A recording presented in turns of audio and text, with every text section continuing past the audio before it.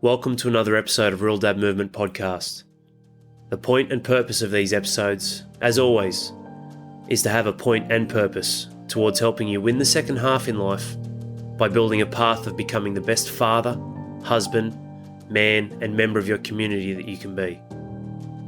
We do this with various ways of connecting. Life is connection. And as you hear these words spoken time and time again, know that the driving force of connection in life is energy, which means that how you turn up as a father, as a husband, as a valued member of society will always start and end with how you turn up as a man within yourself first. This is why it's my mission, my purpose, our mission, our purpose, through Real Dad Movement to inspire, motivate, educate and guide you into thoughts, feelings, actions, and a change in your belief systems to rise up, cut the shit from your life, and live and leave a real legacy. When dads win, everyone wins. And when you win, I win. Let's get moving forward, mate.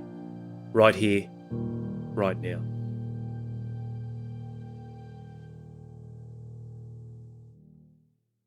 The Viking and the Panda. What a title. What an episode I have in store for you men today as you listen through and cast away the old bullshit that nice guys finish last. Nice guys don't finish last. Those who don't have a sweet spot and level of control between the two extremes of being the Viking in life and being the panda bear are the ones who ultimately lose out in life. And in this episode, I really wanted to, peel back the layers a little bit more on what defines them. What is the Viking inside of you? And look, you can use any term, Viking, warrior. That's what we're going to use. That's what I'm going to use. And the panda bear. Look, don't get me wrong, unless you haven't watched Kung Fu Panda, they can be brutal. Panda bears can demolish many things in their path if they wanted to. But it's the symbolism. When you think of a panda bear, you think of a big, soft, cuddly, placid, good nature, good temperament, relaxed, on the level. This is why it's important to have not the pendulum swing both ways, but to have a sweet spot where you can ultimately draw on the different masks or the different hats that you need to wear to apply the right level of love and leadership to focus in on what's needed for your experiences, your environment, and a lot of the times the family unit. Now, don't get me wrong, this absolutely will apply to you on a personal level. You can be the Viking to yourself or the panda to yourself. And sometimes you need to be both for yourself. But ultimately, this is more of a reflective piece of how you are expressing yourself to others around you, the outside world, mainly those that you love and care about, and also mainly really your children. Yes, your wife, for sure. Relationships, definitely. But your children for sure. I used to hear, and look, take it from someone who was overweight, obese, heavily picked on, bullied when I was younger. Obviously, no girls really liked me. I was always in the friend zone and all that sort of shit. And, that stuff's important. I know we laugh about it, but that, have a look at the crazy changes that go hand in hand with adolescence and puberty and becoming a teenager and moving through into adulthood, which is, to be fair, really your late 20s, I think, from what I've seen, a representation of leadership, control and really responsibility, mid to late 20s when it's really starting to show of what you begin to carve out. Doesn't mean you can't change before or after, but teenagers, man, there's a lot of crazy shit going on, isn't there? Especially with the hormones and whatnot. So it is important. Like the opposite sex, they're an integral part of our life. It's the other half of us, right? Whether you look at a yin and a yang or two sides of the same coin, the coin being life and masculine, feminine energy, they're intertwined. So that was a hard thing for me, not having any girlfriends and no one really liking me and me being aesthetically unpopular and unattractive, even though I loved sports and tried to get right into it all. It clearly wasn't a successful pathway between generally the ages of 8 and 16.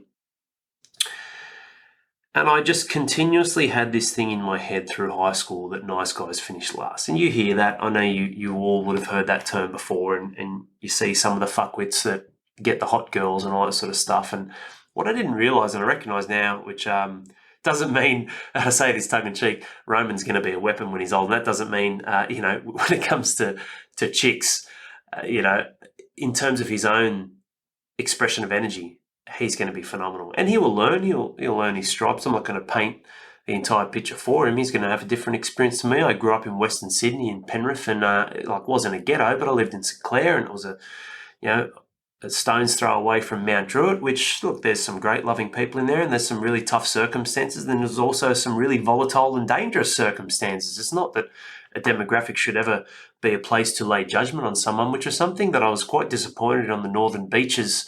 And again, I'm not making this as a blanket approach for everyone, but when I was living there for a period of time and I would share my upbringing, where I came from, sometimes you get the one-eyed look from probably, I'd say, at least 20% of people that I would engage with, in Manly and the northern beaches. That was a little disappointing, especially with some of the more affluent areas. My wife worked in Greenwich in the primary school, where behind some of the rich and famous and rich and wealthy closed doors, there was some pretty heavy things going on. But anyway, this is not an episode for that. Throwing stones and casting stones and hypocrisy is certainly rampant through life, but that's not what this episode is about. It's about really the Viking and the panda. And this whole thing around the bad boys who would get the girls in high school. I look at it now and I'm like, man, it's so basic and simple. Like, they walked the line, of course, being a real wanker and having arrogance rule. But what was subtle under that was really an expression of self-certainty, self-confidence, and also, I don't need you, or I don't need you to validate who I am. That's an attractive thing. Like, having someone who has that level of confidence and certainty is what we all want, right? Because it creates stability, it creates assuredness, it creates a level of really connection and also commitment. I know I can depend on that energy source. This is the thing. It's all energy. If you peel back the layers, and it's not that I'm looking at people and I see auras of green and blues and yellows, but it's literally energy. You can feel that. You can see that in the animal kingdom. Absolutely. Posture, presence, how they carry themselves, their eyes, their facial expressions. And then the way that they engage, whether it might not be words with animals like we articulate, but it could be sounds and roars and those sorts of things. It's absolutely true, man. Life is energy, and we have an animalistic nature to us where we feed off that too, and we respond to that. Which is why the bad boys, so to speak, would get the girls, because the girls see that like, man, he doesn't need me, and then it creates some sort of hierarchical chain.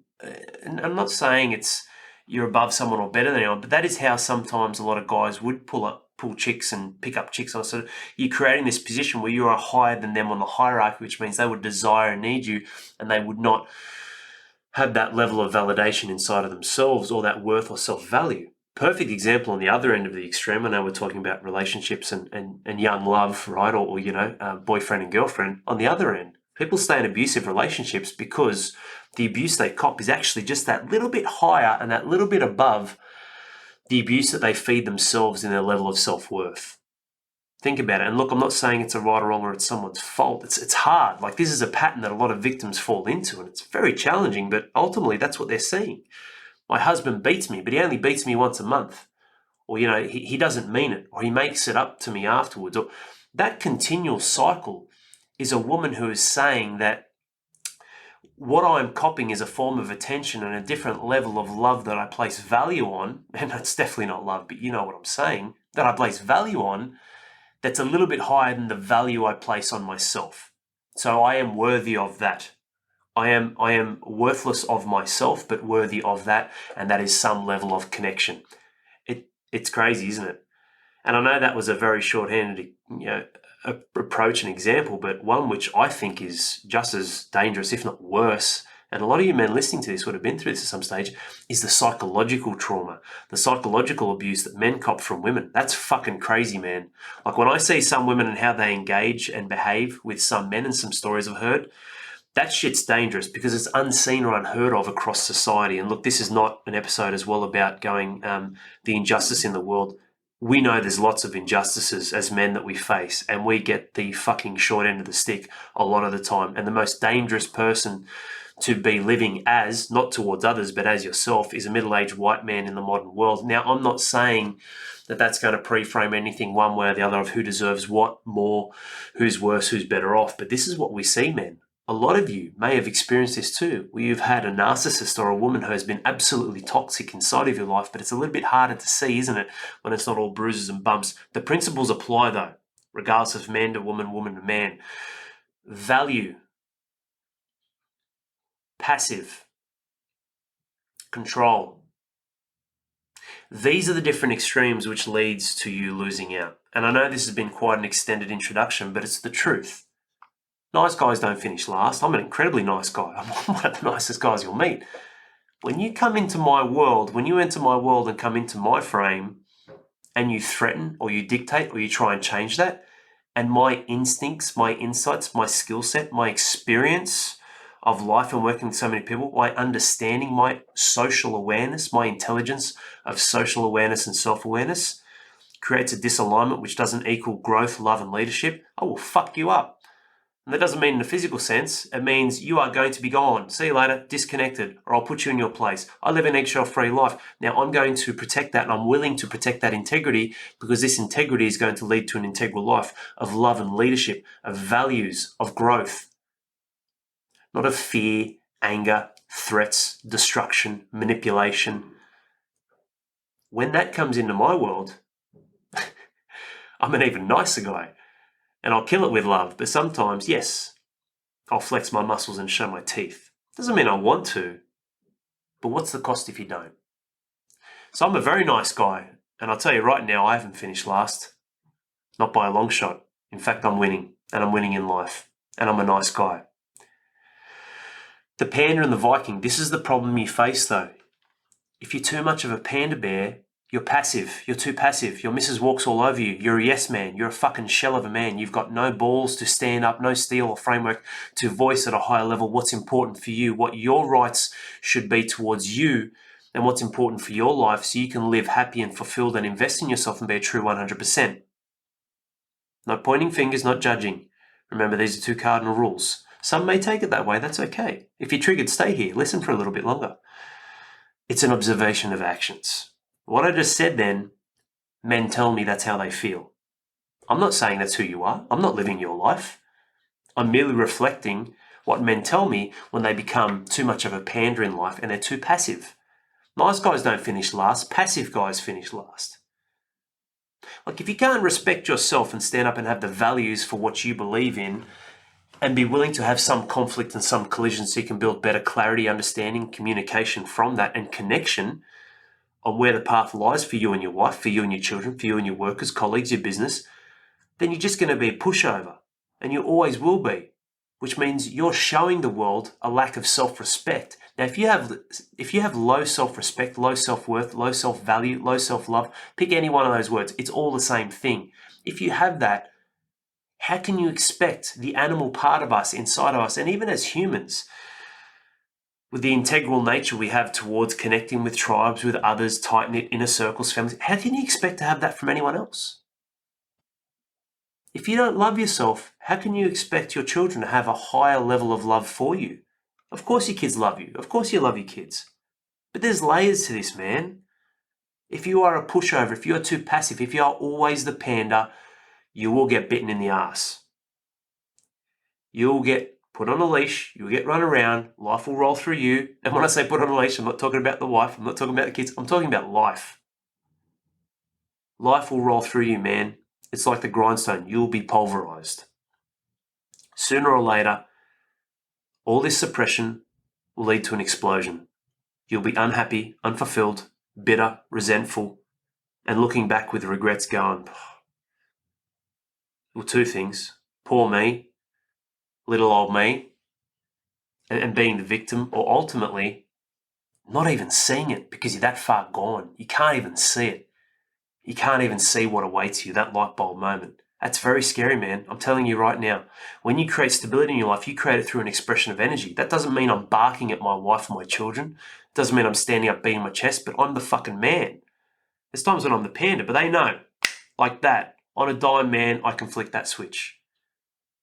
You destabilize the dynamics of the household when the girls are staying in the bath too long, they're getting out, they're not drying themselves, not getting dressed, we're not doing bedtime stories, they're going in and just opening up the kitchen and eating whatever they want and doing different things that I know because of my instincts and my skill sets as a leader of the household creates an unstable nature. I'll very quickly go from the panda to the Viking. And I'm not saying I'm going to discipline my children or put them in my place. I'm simply going to create maybe it's not the best term, some sort of course correction. I'm sure there's a better term that will come to mind, but I'm absolutely going to create some sort of realignment, is probably the better word, for the energies of the family and the household. Just like my wife can, will, and should, as she can, as she will, with her pair of pants. That's not role relevant. It comes down to the skill sets that we have and develop and the gifts that we offer the family. Just like there's times when the children will lead. And isn't it a beautiful thing? I'm kicking back watching my children experiment, explore, discover. It's a seek and discover type nature with children where they're going, and I'm watching them jump in puddles. I'm watching them create things. I'm watching them do arts and crafts, and I'm learning from them. I'm like, man, that's beautiful. My children are leading this environment right now, and I'm just sitting back as an amazing passenger. I'm the panda bear, watching them do beautiful arts and crafts, and I'm just blessed and grateful and loving the energy and the environment of the household. Every single person is a leader. Don't forget that, mate. This isn't about just you. It's how can you use you to provide a better platform to influence and create the right energetic shifts, frequencies, and experiences, not just for yourself, but for your family. Your children can do the same. We're all leaders. You are all leaders. Sometimes you'll be a bad leader. But remember, leadership, just like truth, is always something that's measured after the fact. And this is hard when you have a manipulated or distorted sense of reality on the cycles and the current patterns and pitfalls you find yourself in, where you can't reposition your perspective to see things from a different way, where you're going, you know what, I'm the panda too much in these areas when I shouldn't be. I'm the Viking too much, and we'll get on that in a second. With this tyrannical type reign where I'm just constantly triggered, angry dad, and just overpowering through yelling and energy, my physical presence, just to kill the goose for the golden eggs. That's just as bad, man. That's just as bad. Both are equally bad. But what we see more, those who aren't the panda 24/7, they know that being the aggressor is not right. But the panda is just as bad when we get the men who come to me and they're broken. Leadership, truth. What is the truth? How do you define truth? Where does this collective of truth come from?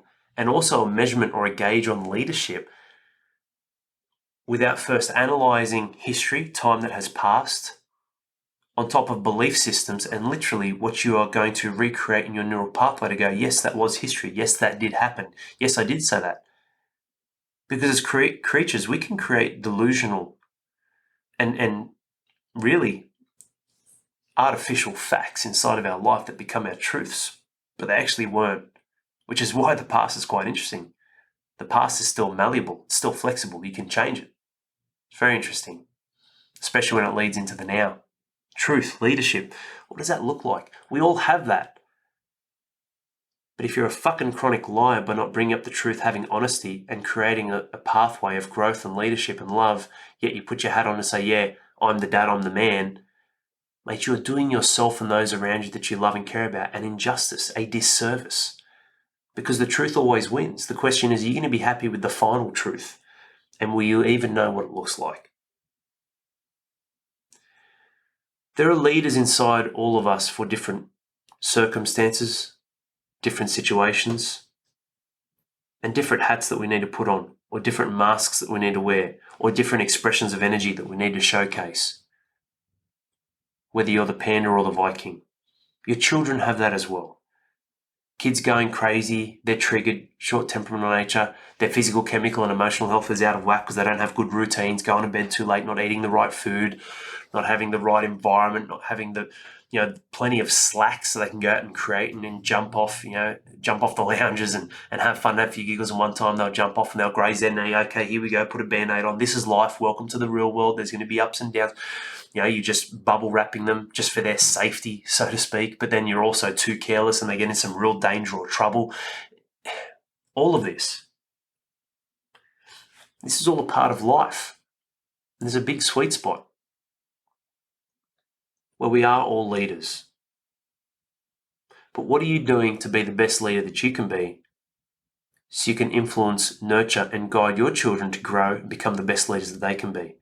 Because they will always be their greatest asset. It doesn't matter if you leave them millions of dollars and when you die and all that sort of stuff, you leave them houses and you buy them cars, and How about you help them develop the skill sets starting from that inner certainty and belief so they can build off those belief systems, the right actions, the right connections, relationships and skill sets so they can go out and hunt life, they can go out and lead. I remember one guy, he's brutal, Dan Pena, and he's not accumulated, but he's worked with businessmen to develop over $1 trillion in business over the years. So he used to be the $50 billion man. Now he's the $1 trillion man. Hey, he's brutal. He's got 4 kids, so he's obviously he lives in a castle in Scotland, so he's got a monstrous amount of wealth. And he said to his 4 kids, I remember in an interview he did, he said, I told my 4 kids, you get fucking nothing. You get nothing from me. Not 1 iota, not 1 cent, nothing. And I thought about it. This is a few years ago, and I was like, man, that's brutal. Like, you're going to help set your kids up for life. But then I recognised and realised. And he said, look, 3 took it great, 1 didn't. They were fine with it. And the one that didn't, guess what? He was the lazy one. He's the one who wanted handouts. He's the one who didn't work on himself. He's the one who didn't do business or deals or work or provide anything for society because he thought he was just going to kick back, hold his hand out and get whatever he wanted. So I took a lot of lessons out of that. When first it was a bit more of an approach of you're a bad father to the sense of I can see the message, the way that he articulates and delivers it is very raw and aggressive. I get that. I wouldn't align with that approach. But the principle behind it, of course. You don't own your children. You're responsible for them, but you don't own them. 80% of your life with your children is between 0 and 18. One of our members told me that. I'm hunting hard. I'm trying to find the facts or studies on this. But think about that for a second. Even if it's not directly factual, metaphorically, it's got to be close. Or hypothetically, it's got to be close. From 0 to 18, or 21 was when I left home, from 0 to 18, I was with my parents every day. Hours, sleeping under the same roof every single day, morning, night. Now, I'll call my parents, once a week, maybe twice. We'll do screen time. They're in Queensland. So you're looking at max 1 hour a week as opposed to 168 hours a week. And I know a bit of that's away with school and all that sort of stuff, but think about that. So it makes sense, right? 80% of your relationship with your children in terms of time is between 0 and 18, which means the final 20% is from them being roughly, an adult till when you die. That's crazy, man. But it also reveals the truth that, you've got them for a limited amount of time. How about you help them grow into amazing, phenomenal leaders? And guess what? For that, you will get the ultimate fulfillment and reward of being an integral part of their life. And they love you and they want you around all the time. They may need you sometimes. I get that. But ultimately, they're there because they want to be and because you continually provide a high level of value to them because of how you've turned up in yourself and because, like elephants, they don't forget. I don't forget. We don't forget. And that's incredible, man. You can't do that if you don't understand the different hats you need to wear in being the Viking and the panda. Being the panda, my kids are painting my fingernails and I'm putting on dresses and they're doing my hair and all that sort of shit where you're the playful dad. You can befriend them. You're that approach where you are their father and you're their father above being their mate. I have lots of mates. I only have one father. But also, you are building this relationship where you have that empathetic side to you, that soft nature where it's not a place of judgment. They can come to you with their troubles, with their hardships. Maybe some of those as they get older, you don't want to necessarily hear about, but nonetheless, it positions you to help guide and mentor them where maybe their friends aren't going to be the best guides or mentors due to their lack of life experience when it comes to a tough situation or circumstance or a dangerous or risky one. You can't have that if you're just the Viking, mate. No way. And you can't have that if you're just the panda. Oh, Dad won't be able to handle this. He'll fall apart. He can't help me here. He won't be able to show me the way. You need both. The panda is a beautiful one. It really is, and I love that. Like I said, I'm incredibly submissive, very passive with my children a lot of the times. And it's funny, I say to my wife, Corinne, I think it comes out right if I say it this way, but I say to her, because she's like, I don't want you just to be the fun dad and I'm the thing. And look, there's times when we have our own angle. I can be firmer purely through my size and my tone, where, maybe the kids listen to dad a bit more than mum, and that's all right. And most of the times when I'm, bedtime sleep, go to sleep, and I'm giving them the firm voice, I walk out of the room laughing because I know it's just a mask I'm putting on. I don't walk out carrying resentment that my children aren't asleep. You can't carry those expectations, man. That's bullshit. You're just carrying that bitterness and that energy through to you after you've already done the deed of trying to commit them to understanding the value of sleep and going to sleep. So anytime when I do actually discipline the children, I'm actually always laughing. And it's just, again, it's a mask I'm putting on to deliver the right amount of energy that they need, because I have the foresight that this is something they need to do that's going to be important for them that they can't see because they don't have the mental capacity or intelligence or understanding. That's important. So there's times when that'll happen, with my wife. We both have our own ways of working with the children. But like I said, I think this will come out properly. But I said to my wife the other day when she's like, I don't want you to just be the fun parent. And I'm like, no, it's not like that at all. This is a while ago, actually. But when Roman was just born, you know what it's like, a lot of chaos when the baby's just born, and he's just turned 1, so he's starting to come into his own, which is great. But I said to her, look, I'm happy to let the kids do whatever they want to do, as long as I'm happy that it's what I want them to do, and as long as I'm happy with what they're doing. I'll say that again because it is, it is important to recognize that. I let my children do whatever they want to do, as long as when I'm reviewing and assessing it, it's what I want them to do, and it's what I'm happy that they're doing. So when Stella's going up on the lounge, she's jumping onto that, those kid play mats, those foam mats, and she's jumping. And man, she can jump. She's jumping like 1.5 meters in length. That's pretty solid for a 5-year-old, 1.5 meters to 2 meters in length, and jumping, the mat slipping, and she sort of rolled and did a little roll, and her head just missed the corner of the television cabinet. And it's like, wouldn't have crushed her, but would have given a sore head and she would have cried. When I'm watching that, I'm like, yeah, you know what? Like, she'll only do it once, right? She'll learn a lesson. It's not going to. So I'm gauging, and it's hard, isn't it? Because we're tired.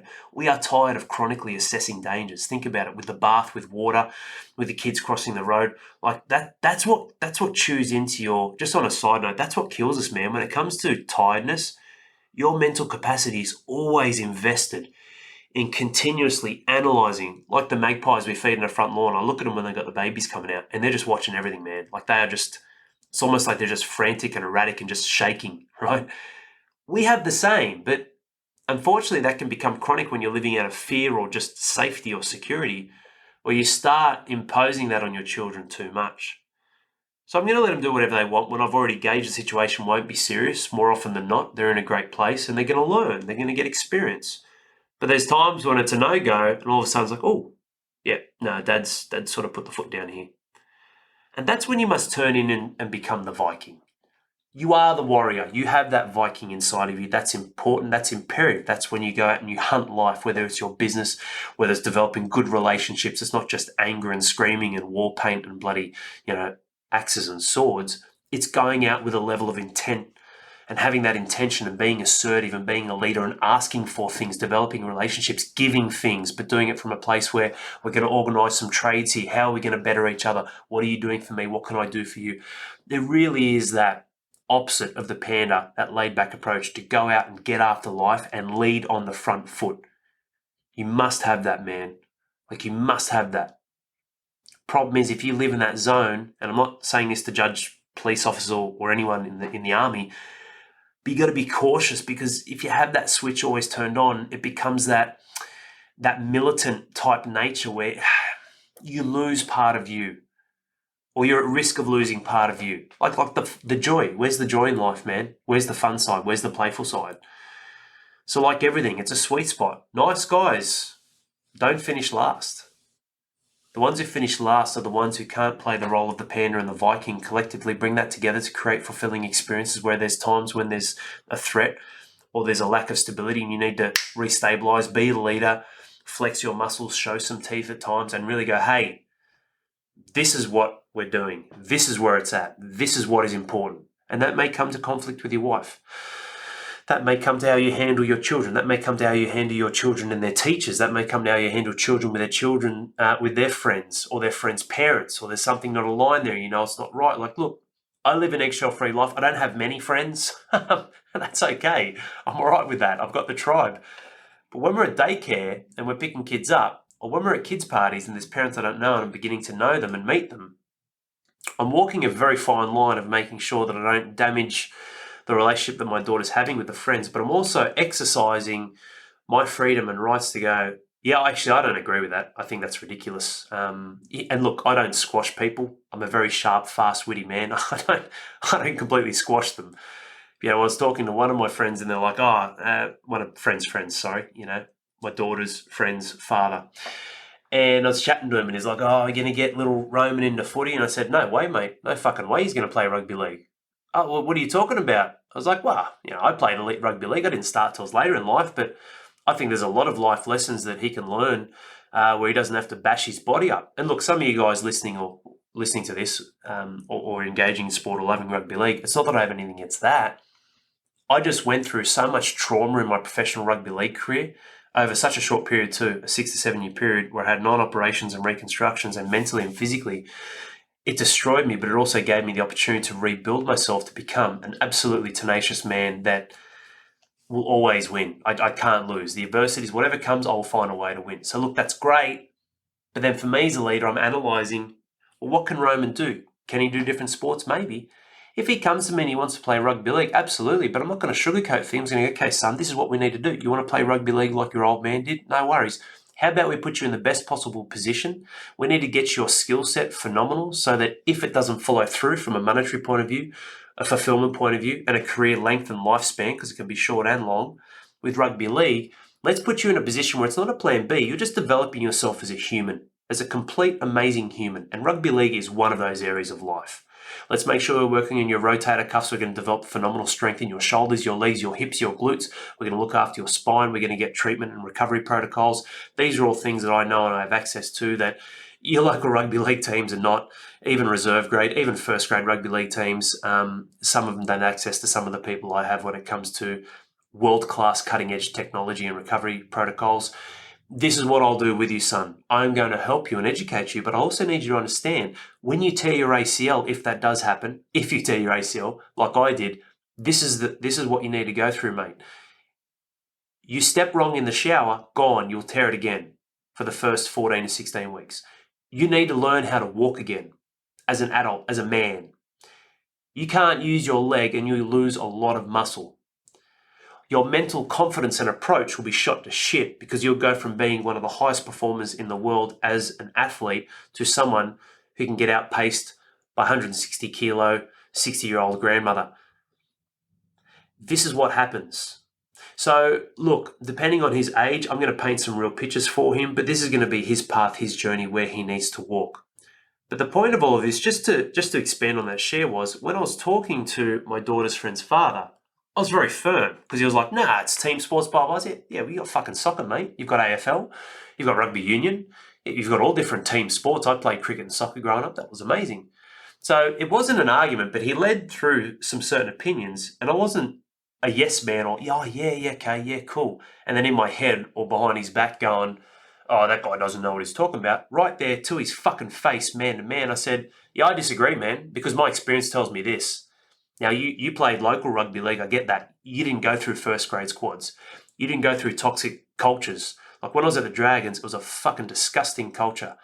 And I say that with respect to some of my friends who may support the Dragons and some people I may keep in touch with who are still associated with the club. It's not a reflection of the club, it's a reflection of the allowances of the culture in there as young men who were put up on a fucking pedestal. And it was a bad place to be for me personally and several others who weren't up in the spotlight or part of the cool clique. Completely different to the Panthers. So when I'm looking at this, I'm coming from a position of experience. I rarely dive into opinions. And then my modern day intelligence, which is social and self-awareness, helps me understand the step-by-step sequential order or the domino effect of when you take these actions. It's like a choose your own adventure. When you go here, this is where it's going to branch out into 1, 2, 3, 4, or 5 options. When you pick that one, there's another little branch that'll stream out 1, 2, 3, 4 options. When you pick that one, there's 2 options. When you pick that, there's 1 option. You've got to be firm and hold your ground and be the Viking sometimes. Go, hey, you want to do that? That's okay. This is the alternative. You want to do that? That's all right. This is what may happen. This is what may not happen. I'm not going to do that for Lillian, who's not far off 3 years of age, who doesn't understand. This is where it's layers, man. This is where it's levels. Like, Roman's not going to pick up a footy at 3 years of age and say, Dad, I want to play footy. And I'm going to start talking to him about the anatomy of the ACL and how his knee will be shot to shit if he plays one day and toys. It doesn't make any sense. This is modern day intelligence, social awareness, awareness of around you, which means the people, not just the place, not just the environment or the vibe or the pub or the setting. It's literally a social awareness, social, other people, people who are part of your community, part of your tribe. Reading, feeling their energy, their mental capacity, where they're at. You've got to be that Viking to make those decisions. But again, like the panda, you go too far the other way, all of a sudden, well, fuck, mate, how about yourself? Are you focusing on yourself? You're trying to get your kids to do all these things. Are you doing it? Right? Man, don't be a hypocrite. Like, that's savage, man. It's the biggest virus the world will ever see. Using a word that's relevant with the times right now, you want to talk about a real virus, because that shit's infectious. Like, you'll turn your children into hypocrites. The whole do as I say, not as I do. I get that when it comes to certain ways of teaching your children, they may not be in a position to understand, but that's going to get pretty old pretty quickly as they get older, and they say, "Oh, Dad isn't doing anything though. Dad's just speaking." So the whole do as I say, not as I do. It's like, yeah, but what are you doing? Are you fucking doing anything? Show me your leadership. Show me that you're growing. Show me you're not just wasting away. Show me you're working on yourself. Show me how you can communicate better. Show me how you can build better connection. Show me how much you love mum or your partner or your relationships. Or show me how much work isn't consuming and destroying you so you're turning up as a shit father for me. You know, this is what happens when people come to me. Generally, they've become the Viking, and a weak one at that, because they're angry. They're using, again, aggression, words, energy in an overarching reach to control things they shouldn't try and control. People, places, and things. You can't control them. Trying to control your children by overpowering them and having this overbearing approach. Why? Because you don't have any control in yourself. You know, there's times when you need to be that diplomat or that older wizard. There's times when you need to be that warrior. And that warrior that's really setting your family up for success because you're providing for them. But then also on top of that, there's times when you need to have a smarter approach and be the wizard who can see what will happen and literally create the reality off the back of the magic that you're implementing, which others may not see yet. But when you're the Viking, mate, everyone will lose. When you are the Viking, you will lose. If you're doing that too much, you become closed off. You don't control your emotions. You suppress certain emotions, which means you don't experience love, joy, all the things that come about, optimism and a positive nature. It's got to be that sweet spot in the middle, man. I want you, as we wrap this up, I just want you to think back and just reflect, where are you being too much of the Viking when you know you shouldn't be? And when are you being a pushover panda? When you know you need to firm up a little bit and just get a little bit more of a spine in play and stand up for what you know is right, even if it comes at the cost of momentary or temporary pain or conflict. It's worth it, because you're not just kicking the can down the road and eventually it becomes a big explosion and everyone loses. The Viking and the panda. I love them. They're both amazing characters to play, and I really enjoy it. Like, do I like, I guess, setting my children straight when they're playing up at night time and they're not going to sleep, or they're not listening to their mother, and sometimes I don't. Do I regret it? Absolutely not, because it's always come from a place of stability and control. I'm controlling how I express that level of Viking nature and that energy. I'm controlling how I express that discipline. It's not controlling me. And you know how I know? Because I walk off laughing. Because I continuously review and reflect, and I know what I did was right. And it might create tears for them sometimes, but that's okay. Because as they get older and their little mental capacity grows and gets bigger, they will understand. These are the seeds to plant, man. These are the platforms to build, just like being the panda. I love that. I love my children can jump on my back and pull my hair and wrestle me, and Roman bites me and we play around and I'm not triggered or upset, and they have their way with dad, and sometimes I'm a ragdoll, and it's so cool. Because they know I can flick the switch and they know how powerful I am. And that's how I want my children to see me and remember me. Dad was so powerful. He was such a powerful man and such an amazing leader. And he had so much power, but he rarely used it. Only when he needed to. And it was for the right reasons in the right way. I hope this episode serves you well. Key takeaways. When, where, and why are you being the panda too much in your life? When, where, why, and how Are you being that and also the Viking too much? And it's not aligning. You know it's not right. It doesn't feel right. And then what are you going to do to realign that? To have a big sweet spot where you can play both roles. And that first and foremost comes down to actually this: reflecting, reviewing, asking quality questions, and then investing in yourself. Life is energy, man, just like I said. Which means if you have no energy or lackluster energy, you're burning out the afternoons, you're chronically fatigued, which means you don't have the gusto to handle the kids, the chaos, the different forms of energy coming at you. The wife, the children, your work, your business. If you don't have the stamina, the endurance, because you don't invest in yourself physically and mentally, you won't feel fulfilled or rewarded. You won't have control of anything. And you certainly won't be able to see the best path forward for you and everyone else involved that you love and care about. Take care. Have an amazing day, night, weekday, weekend, whenever you listen to this. And above all else, apply action to this by first asking quality questions and then seeing where you can just tweak. Doesn't mean a big overhaul of your personality. Just tweak a couple of % here and there. And I'll tell you one thing, mate, you'll be amazed at how attractive that is and the affection you get when it comes to relationships. And not just your wife or Nookie, but your children as well. And just seeing how they see you through their eyes. You'd be amazed at how much this changes, because you are the rock and you have that stability with such a beautiful sweet spot that creates respect, value, appreciation, and, like I said, affection.